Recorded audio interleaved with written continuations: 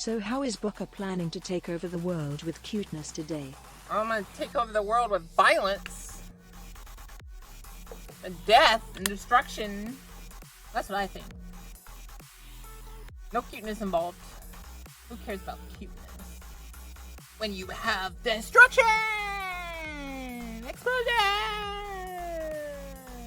Anarchy! We are gonna need a bigger army for that lol. Bigger army? Why? Isn't one dragon isn't one all-powerful, indisputable demonic dragon enough? What the Boka? The Boka is Boka.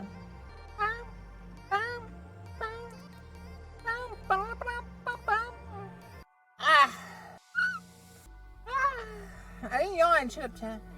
Shut up, Cobus. Love you guys. No.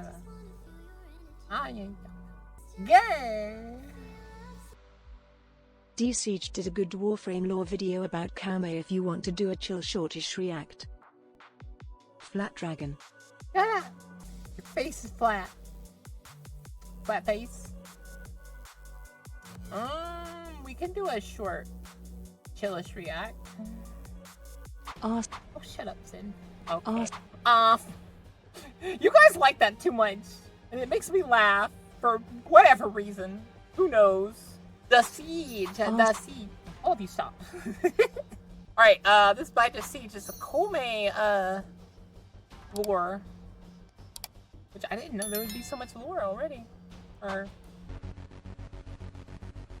let me know if it's too quiet, guys.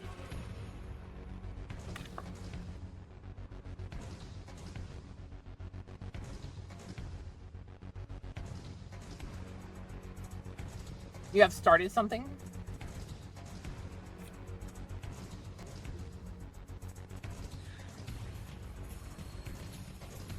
Guess I'm mining. I didn't want to mine on Deimos.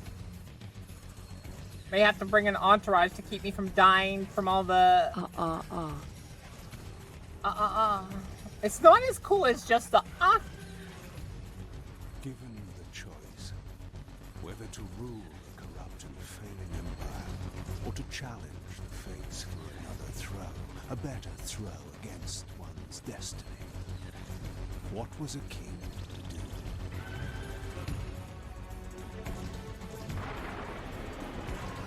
Our celebration of Koumei! It angers the demons in the water!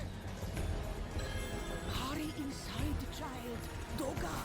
The Tenno will cut through the infested and deliver our offerings to Koumei. Always, the vision begins the same. Kanum, here they come! Go now and shift the tide of fate.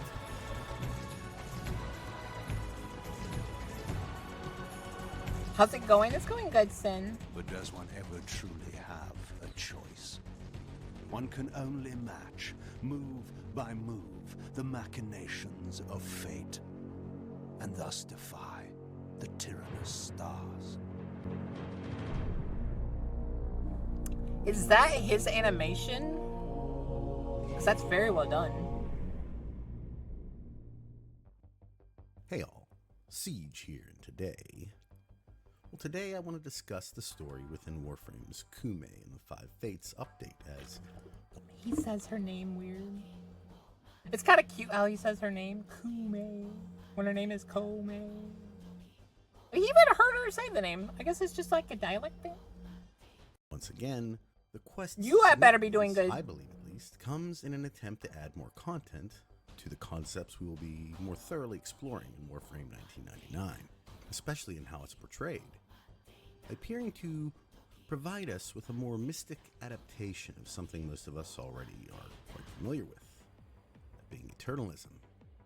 And I wonder if the point behind this story is just that, to give more clarity or at least intrigue to what the 1999 world of Warframe is, has, or will be experiencing. Because Koumei is a different type of Warframe than we've become accustomed to, at least according to those who believe to know her best. Consider the Dice Maiden. Beside her already impressive kit of powers, Koumei appears to have a very unique ability, to not only be able to show those who interact with her their future, but more importantly, according to her followers, given the right circumstances, she can alter horrible fate by bringing the Vision's host to the dire moment and offering a very similar situation as what's described by Illyria in the New War. The Void offers humanity the truer telling of eternalism that now is merely a facet of a great block. My head hurts. It is relative, and we can change the frame. The tyranny of the present absolute is overthrown. Tomorrow is now its equal. But almost inverted in nature. Here, the subject... I will say this. Some of the, concepts they deal with Warframe are so deep. So very deep. And some feel like they're so abstract it's hard to, wrap your head fully around them. Apparently, with the aid of a chosen champion, can experience what would be considered a breakpoint in time, most detrimental to, at least in this case, the Ostrons. What do you mean? Do something cute! Come on! It's implied that can't do anything cute. without the champion's Dangerous. the Cetus we've come to understand, as such an integral part of the Warframe story, will eventually be overrun by the infestation, making the area uninhabitable, with the Unum either being destroyed or finally giving up its protection at some very real point. And we are told that only by our intervention can this fate be changed. I have had such dark dreams. Infested demons rise from the ocean and plunder Cetus, while they hack loach and crows. I know in my bones this is a fate dream sent by Koumei.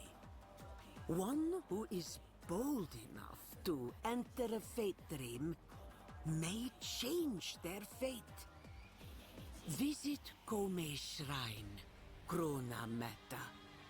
Save Cetus from what is coming. Get her bones. The process, they magic. First described by Saya, Get her bones, they former magic. love interest of two separate residents within the familiar Not wrong, you're not wrong, you're not wrong. appears to be describing her fate dream as a kind of shared hallucination between herself and the Tenno, but perhaps the villagers present at the time as well. It's unclear whether these entities are just part of her vision, almost like placeholder vague citizens, as the one resident we are able to see is given the rather mundane title of Ostron Boy, while the others are only heard from different huts residing within the entrance area to Cetus. But regardless, her understanding of the process is that this very unique power is being offered to her by a Warframe. And I believe it important to point out that thus far, this seems to eclipse anything else we've really experienced from one of these Technocyte warriors. Frames like Protea can manipulate time, this is true, but this frame can not only see into the future, but it can see multiple strands of potential reality. Enough to know where the point of no return exists, as well as being able to manifest said situation in a manner where, according to Sai at least, the destiny they've been shown can supposedly be altered. As mentioned. Yeah, I have been wondering about that.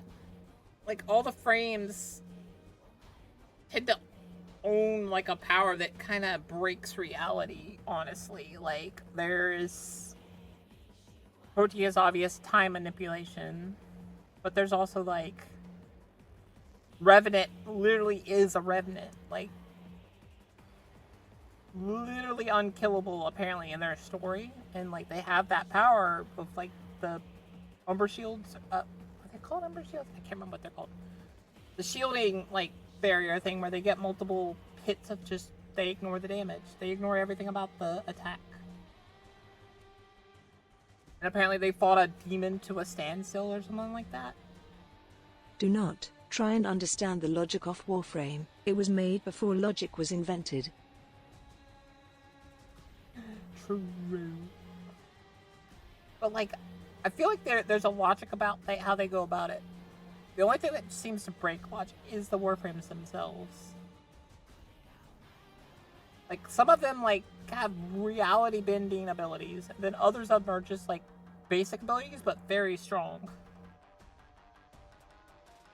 And drawing power from the void. Zazu, yeah. While appearing to somewhat allude to the same specific door that both Eulyria and Albertrati were attempting with Eternalism, this is something more. You see, with the Entradi's idea of Eternalism, we see a more scientific and, let's say, specific method behind changing one situation. Where it appears the method is utilized for correcting past scenarios. Oh no, not the meat that people. did not go the way of the subject, and thus, by returning to said situation and making a different choice, the past can be effectively changed to produce a more desirable future, at least from the perspective of said subject. However, this is where Koumei is different. She is essentially showing her faithful, horrific events that are fated to come to pass, and insinuating at least to presumably change that fate based on the offerings she is given.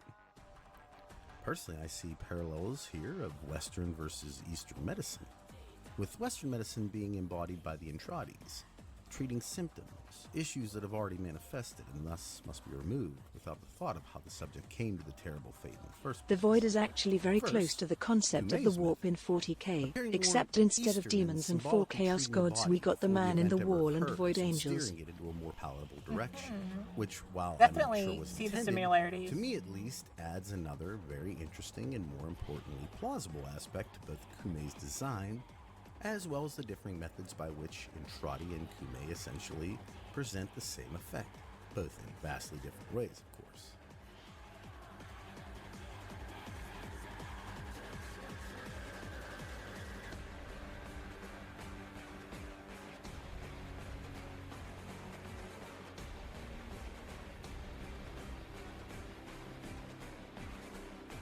While it wasn't uncommon for the populace to look at Warframes as gods, especially given their power sets, like many... That's kind of why I consider Revenant kind of like a demon god, because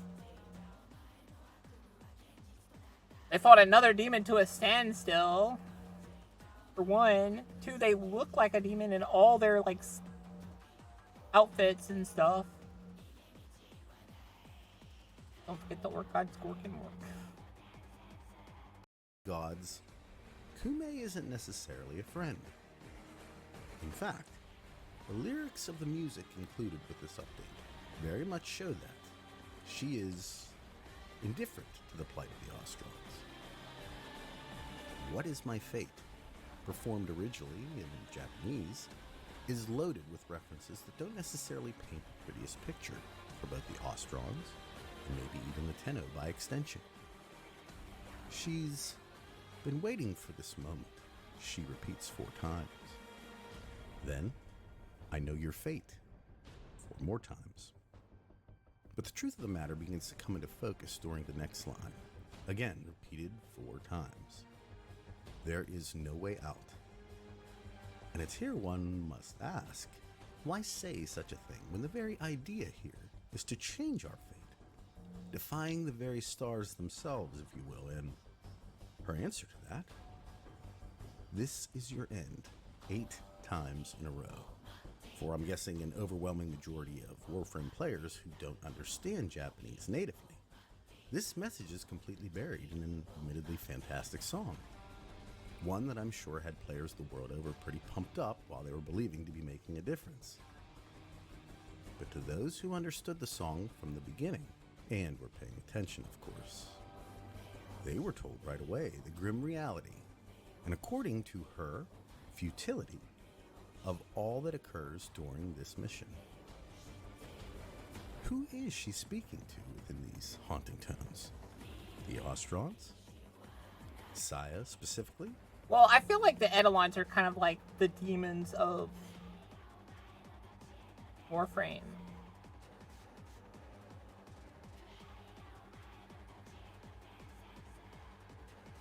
And I don't even really think it itself is an Eidolon, because it fought like an immortal Eidolon to a standstill that like constantly tries to come up. And it constantly slashes down on it to stop it. It is her fate dream after all.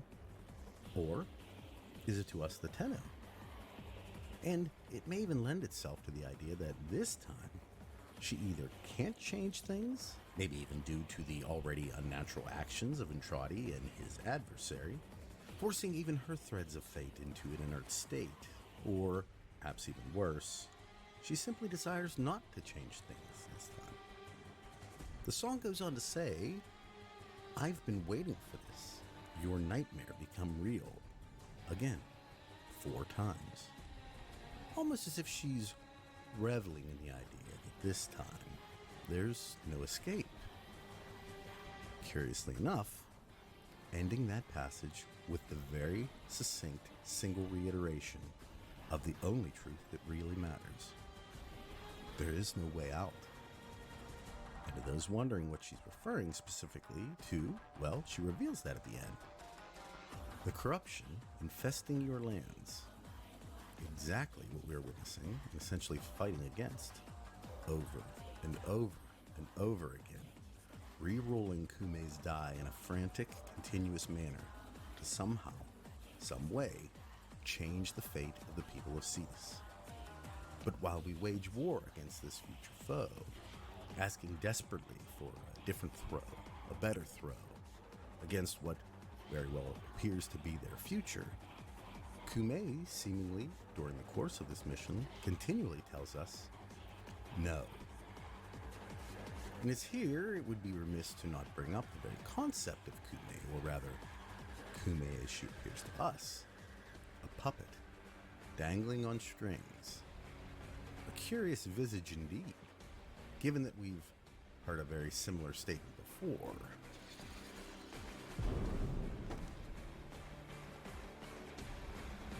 No self, no sense, no death.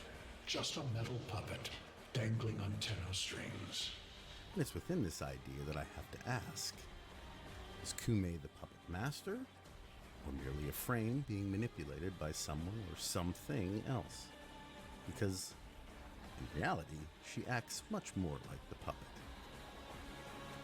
But then, who could control her? Well, a Tenno controlling this frame I don't believe is out of the question, and given the properties of her talents, I would say that the Tenno doesn't even necessarily have to be from this time, dimension, or both, and perhaps doesn't even need to exist in the here and now. Considering we do become a master of sorts, once her parts have been gathered and built, would it be such a stretch to even consider a future version of ourselves being the one in control? No matter how many versions of us the man on the wall has seemingly removed, as long as we exist in one timeline, I believe it's safe to assume that with new choices, new scenarios, that we will in fact create branching variations of reality and thus more potential timelines where our Tenno will in fact reside. Of course, given Eternalism's rather odd set of rules and corresponding behavior, even if we are to remain the one, if you will, a future version of us would most assuredly exist, and thus a potential master with the Tenno weaving the web of fate right here to assume command and control. I think she's basically, from what I understand of hearing this song and stuff, is maybe like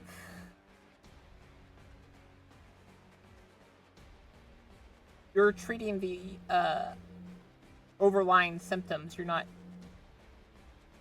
treating the symptom. You're treating the overarching effect. You need to treat the symptom, and from what I understand, there's I guess there's tons of infested under the water or something. They're hibernating, something like that, and you're not killing them. You're just killing all the ones that are coming up this particular time. So technically this isn't going to change because all you've done is cleared it once. You would have to clear it for eternity to stop it. Of her incredible abilities in the future. But if the lyrics are to be considered within the greater narrative of Koumei's tale and taken at face value, they paint a master who's considerably more indifferent to the Ostron's pleas than supportive, and in reality, poses a warning to the entirety of the small populace of the town. That no matter what you do, no matter how many times you ask to be freed of this dark future, you can't escape, because there is no way out. This is your end. This is not an uncommon thing. The specific lyrics of songs presented alongside quests have, especially in the recent past, coincided quite nicely with the narrative of the moment. Songs like We All Live Together and its dark twin, For Armor, accurately portray the events of their corresponding quests, much like Sleeping in the Cold Below, and even the upcoming Party of Your Lifetime, specifically speak to the nature of the story they are portrayed within.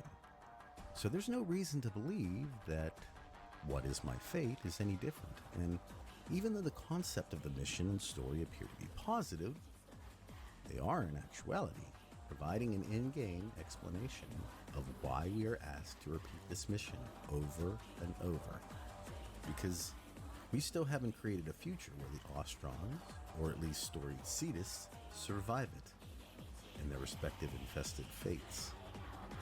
Because you're not treating the symptom, you're just treating the effect. Again, I think it's because, like, it tells you at the start they're coming from the ocean. All we know is we've cleared that time. But she's saying you can't escape it because you're infested lands. I'm guessing there's like tons of like infested under the water. They're like just hibernating. Is that according to Koumei, we aren't going to either. Of course, this is where the introduction comes into play, because this is in fact what we are counting on with every trip into this future visualization. Well, there's also the chance that these are infested question if, like our recent experience regarding the from one of those her specific champion, the They should moments? just set fire to it all. Easier than you think. Trip back to 1999. Set fire to the ocean, got it. I wonder if, which you can even set fire he to the wasn't top of the being ocean, but trained you can't for set all fire this, to the bottom of the maybe even ocean. by his own Not easily. subconscious, for what was to invariably occur in the Warframe universe. Instructed I by think a it's summons because of one of those. and what would be necessary Because for this the plague event happens on Cetus, right? Well, I'm guessing while it's happening on their planes, it's also happening under the ocean. And those infested are just not getting to the top. They're just like hibernating. Because they can't infect anything down there anymore. So they grow there and then they just fall asleep. Until eventually there's so many of them up under there that they can sense above. Like they're close enough and they're all grouped up enough that they sense above and they all come up. survival of his counterparts' lands and very existence. In all the ages of Thraxine, only 2 strangers have ever been known to come to Duviri. One was the monk Teshin. The other stranger came far earlier in Thrax's reign, before even the bleeding earth. The stranger had haunted eyes and a downcast mien, and spoke of the wall and the worlds beyond. He wore his hair like looped snakes, and his voice carried an accent unlike any in Duviri. With the king's permission, he constructed a great laboratory of light-smoking mirrors and void lanthorns, which he claimed was the match of one he had once owned in a former life. The island where it stood was known as Scholar's Landing. In Duviri, I woke every day to the voice of my daughter. I recoiled from this at first, feeling the sting of conscience. I could not confront, even in semblance, the woman I had abandoned. Instead, I reinvented myself as a teacher, advising the Child King of the menace beyond his borders. But as the days melted away, I came to recognize the strange cast of characters Euleria had created and their purpose. I heard voices I had myself first conjured in the darkness of her childhood chambers for no other reward than her delight. She had not only preserved this gift I had thought so trivial, she had made it an instrument of healing. More, a stronghold. Despite my legacy of neglect, despite my shoddy example, my needs, my demands, my daughter had triumphed in my absence. Her confidence, her warmth, shamed me. I had fled from the horror, but she had stood alongside the most vulnerable, those with the most to lose, and told them a different story. I did not perceive the significance of Euleria's stance at first. Her concern for the children was not merely pastoral attentiveness. It was a direct strike against the indifference. She was teaching the weak to be strong in the very places where those cold fingers would reach, and through her act of compassion, spitting in the face of alienation and despair. Could I do less? The time would come, the stranger said, when Duviri would be needed. There was a work of repentance to be done, and he could not do it alone. What he meant by this, I cannot say, and cannot now ask. For Scholar's Landing vanished overnight. But I shall watch and wait and hope. I took inspiration from Euleria's example. To the people of Duviri, I bequeathed a legacy of cautionary stories. In them I spoke of fears that an infinity of spirals would not, could not erase.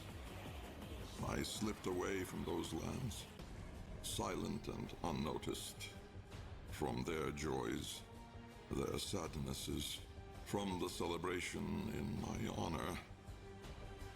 In her, they already had all they needed. My work, I now understood, must proceed from a different point. So, my idea of Alberic is they're trying to warn all different times about this threat. Because I'm guessing they're realizing not one time period is enough. They need to fight it on all, time period fronts to have a chance. I would confront the phantom of myself and deny it to the teeth. Maybe, just maybe, the Drifter was being in ways brutally prepared for this very thing in Duviri. To not give up, even after continual failure, because one day perhaps, impossibly, the die can land on its side. Unbelievably, the coin can land on its edge, and unfeasibly, the fates themselves can even appear to provide a helping hand. It almost seems too good to be true, and in that one must again consider if any of this is random chance, or is there always a greater That scene is still funny. Unless... He's like, even better! Death by meteor! Do there truly exist any actual coincidences within these specific infinitesimal chance events in the first place? Because Koumei, in the idea of a marionette frame, is one specifically of being controlled, to be forced to dance on strings specifically from above, making it impossible to overlook the fact that she is a puppet who's pulling these very strings. Is it Arteno's persona years in the future reflecting back this power? Or maybe, is it just Koumei herself, a warframe of her own mind, volition, ideals, and goals, and has in this occasion decided the Ostron's offerings are merely not sufficient. It's the gray strain. Which one is the gray strain? Are you talking about like the walls? Like creations? I would normally agree to the latter being the most likely of possibilities, and thus the truth, if it weren't for another of the marionette doll's most integral aspects. And that, of course, is that the puppeteer remains hidden. This detail, to me at least, suggests Koumei does in fact have a master, perfectly in line with many of the Warframes we already understand to exist. Someone or something is pulling the strings, potentially the very strands of crop we've been told of, ones we've been forced to become all too familiar with. And what's worse, the repetitive nature of this mission, its near perfect replication of events every time it's done, no matter which frame or weapon is used. Well, within this, the puppeteer seems to offer us the truth. Oh, you're talking about the Deimos infested and how they can grow super big?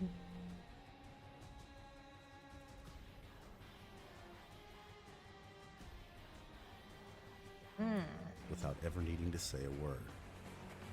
Now, Cetus is speculated to be located somewhere near the modern-day Caspian Sea, and this is significant because given where Hulvania Mall was supposed to be, well, the two places aren't very far from each other, and it begs the question if the infested fate we're fiercely fighting against is the one appearing to inhabit both Warframe in 1999, as well as seemingly making its influence felt in our current time as well. And I can't help but think about something Entrati said in one of his lost notes. I went among the denizens of the plague year like a savior, my hands filled with healing. To those who volunteered, I brought more than mere health. Their bodies were primed. It needed only the Helminth infusions brought from my own time to work the alchemy of transformation. They have become partial Warframes, still in possession of their free will, yet enhanced, void-attuned, capable. In his desperation, his compulsion to understand his adversary, did he perhaps implement a tragic instrument, a vessel of both his and potentially everyone else's eventual demise? The marriage of these two, as of now, almost Lovecraftian and more importantly opposed forces. The Warframes, while seeming to utilize both infested flesh and void power, are in fact only allowing the interaction based on a mutual trust between the controlling entities, the Warframes and the Tenet children, explained and even shown during the sacrifice quest.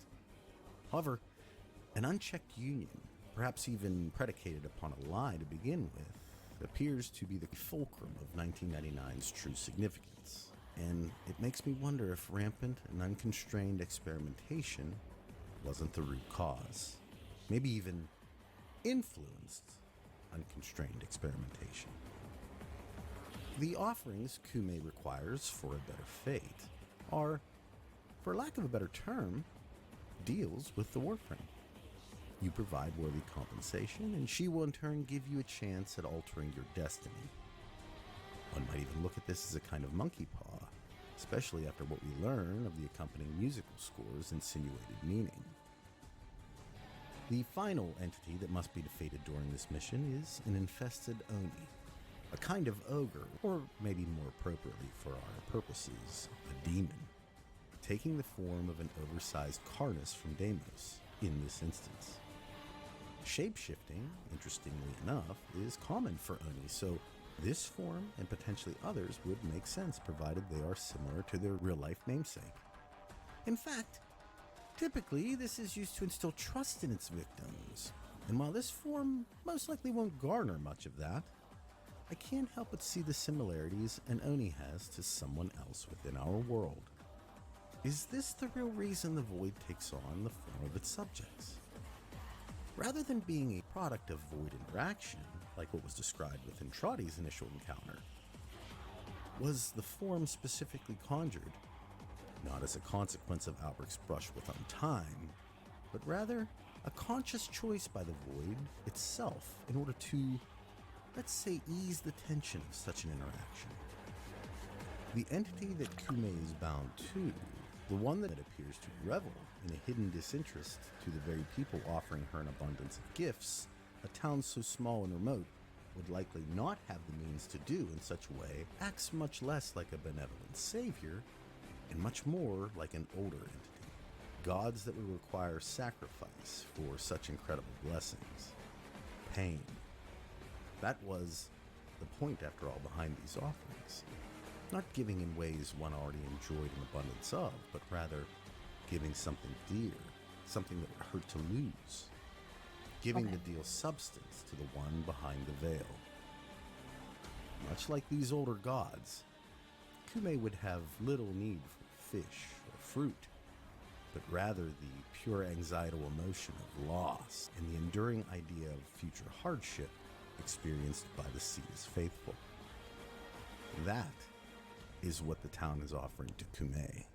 And interestingly enough, within this dice game, Koumei plays within her kit, in many ways a game of chance in its own right. A truly successful turn involves getting a roll of 3 sixes, enabling the most intense effects she can bestow.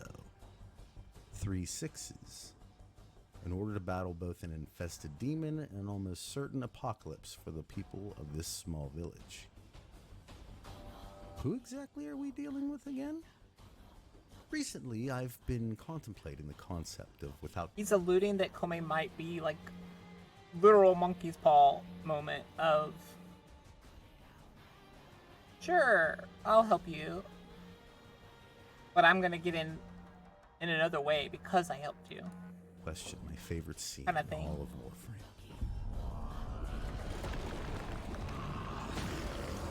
Monkey, monkey. Monkey paw. Look at these things lying around, abandoned.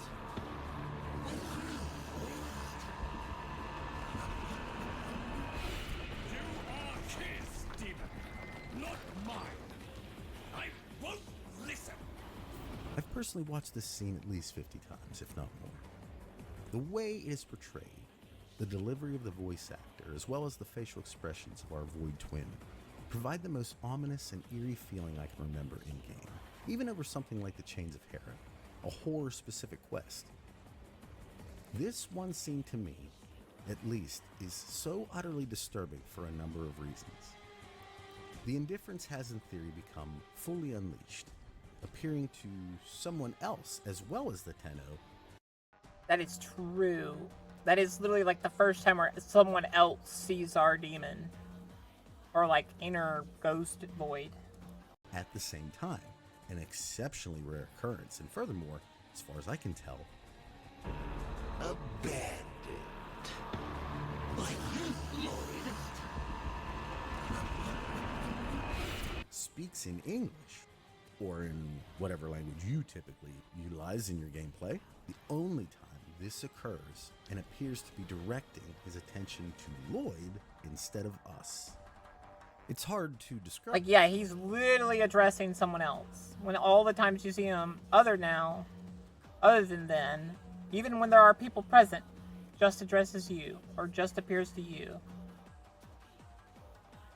I think this is more, he's way more confident now, way more, or, well, it is way more confident and way more present.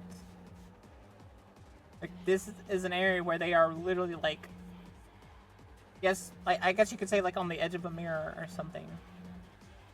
How unprecedented that is, and at the same time happens in such a brief moment that most won't ever consider the gravity of what they just saw. Of course, after even 50 or so watches, even I can pick up on something new to consider. Something... Okay, why are you doing this? Okay, it's cute. Go! Frick you. I haven't really even given credence to, but can at this point no longer ignore the possibility of, heck, maybe even the probability of, let's say, a very tumultuous idea. If the man in the wall can commandeer vessels, why wouldn't it be able to utilize Warframes? With that being said, I hope you all enjoyed today's video and it got you really thinking about the implications of Koumei's actions and even presence here and what they signify. After all, this monument wasn't even here before. And then poof, one day it just showed up with Saya herself talking about that very thing. When Hylook and I were young, she told me tales of fishing alone after dark. How she would hear strange knockings on the underside of her boat. So often it is the children who truly know, while the adults scoff. For so many years, her shrine was thought lost, and yet it was here, hidden from view, all the time. You may ask, how is that possible? And well, the answer, like many other things in this game, is quite literally eternalism. But let's call it a more holistic approach to the matter. Regardless, it does appear that according to her and whoever pulls her strings, a cure is not in the cards.